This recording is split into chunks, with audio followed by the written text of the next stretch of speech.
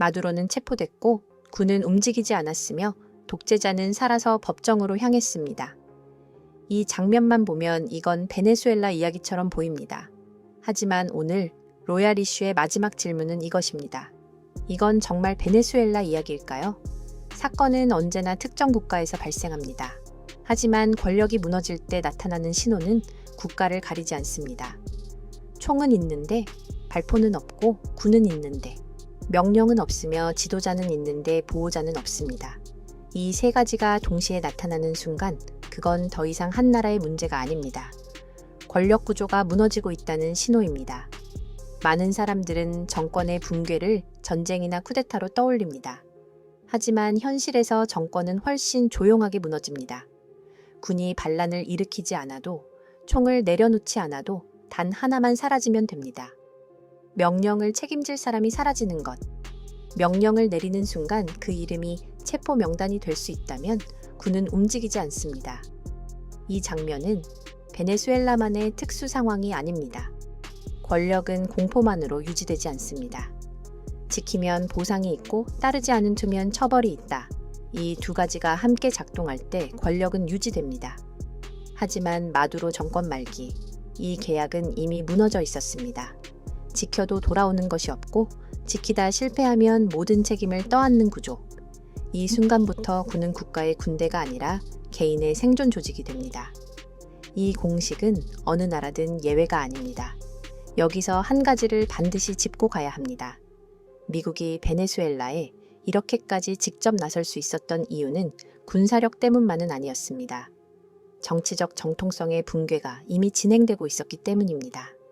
마두로 정권은 집권 기간 내내 선거의 공정성을 둘러싼 논란에서 완전히 벗어나지 못했습니다. 국제 감시단의 문제 제기, 야권 탄압, 선거 결과에 대한 불신, 이 문제들은 그를 즉시 체포하게 만든 직접적 이유는 아니었습니다. 하지만 분명한 역할은 했습니다. 부정선거 논란은 마두로를 쓰러뜨린 칼이 아니었습니다. 대신 그를 지켜주던 정치적 방패를 하나씩 제거해 왔습니다. 만약 마두로가 선거의 공정성을 유지했고 국제사회로부터 일정한 정통성을 계속 인정받고 있었다면 미국이 이렇게까지 직접 움직이기는 훨씬 어려웠을 겁니다. 하지만 현실은 달랐습니다.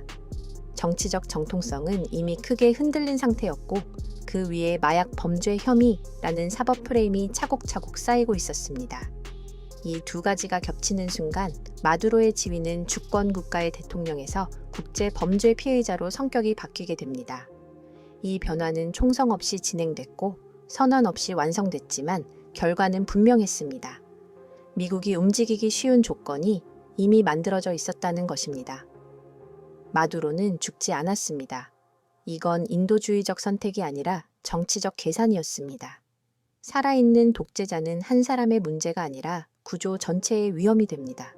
그가 알고 있는 이름, 그가 연결된 자금, 그가 공유한 책임, 이 모든 것이 시간과 함께 법정 위로 올라옵니다. 이 재판을 가장 집중해서 지켜보는 사람들은 베네수엘라 국민이 아닐 수도 있습니다.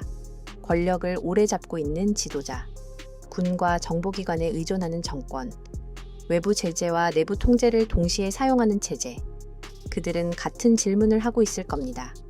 이 결말이 내게도 가능할까? 입니다. 이 질문이 떠오르는 순간 이 사건은 국경을 넘어갑니다. 미국이 이 사건을 설명하며 계속해서 꺼내는 단어가 있습니다. 이라크가 아니라 파나마라고 말하는 이유는 분명합니다. 전쟁이나 정권 붕괴가 아니라 체포와 사법 처리, 이건 힘의 과시가 아니라 정당성의 설계입니다. 이 사건이 무서운 이유는 베네수엘라에서 일어났기 때문이 아닙니다. 어디서든 일어날 수 있기 때문입니다. 군의 충성이 계약에서 빠져나오는 순간, 외부 보호망이 끊기는 순간, 정통성이 무너지고 범죄 프레임이 더 씌워지는 순간, 그때 정권은 총성이 아니라 침묵 속에서 끝납니다. 그래서 질문은 다시 이 지점으로 돌아옵니다. 이건 베네수엘라 이야기일까요? 아니면 우리가 살아가는 시대에 권력이 끝나는 방식에 대한 하나의 사례일까요? 권력은 영원하지 않습니다. 하지만 권력이 무너지는 방식은 놀라울 만큼 비슷합니다. 마두로는 체포됐습니다. 군은 움직이지 않았고 독재자는 살아서 법정으로 향했습니다.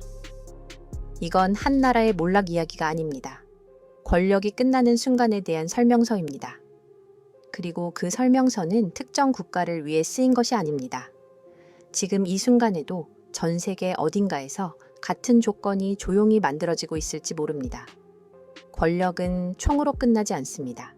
침묵으로 끝납니다. 지금까지 로얄 이슈였습니다. 구독과 좋아요는 큰 힘이 됩니다. 시청해 주셔서 감사합니다.